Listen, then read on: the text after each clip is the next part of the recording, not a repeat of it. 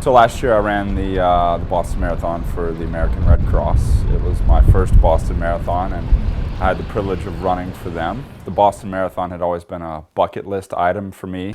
When I found out my wife was pregnant, I said, oh, I should train for the marathon this year or try to run it. Coming up to Mass Ave, and they stopped all of the runners. One of the officers said, no, miss, you can't go on. There have been multiple explosions at the finish line. My wife, who was 8.5 months pregnant, was at the finish line. And we actually chose the Marathon Sports as where we were going to meet each other after the race. The ironic part about that was a few days prior to the race, one of her coworkers said, look, you're 8.5 months pregnant. I have an extra VIP pass for the grandstand.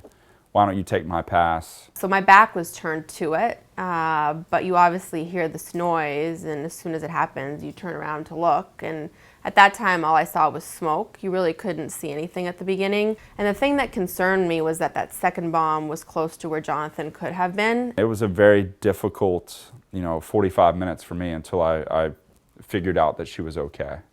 I was so glad to see him and know that he was okay, and know that I was okay and the baby was okay. And life has really been a blur ever since.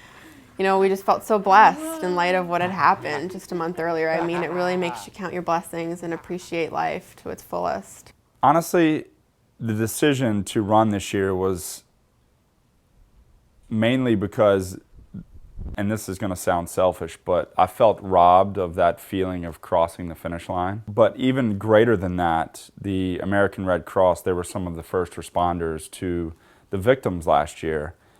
And I just wanted to raise more money for them. Every dollar that they bring in, they use in an effective manner.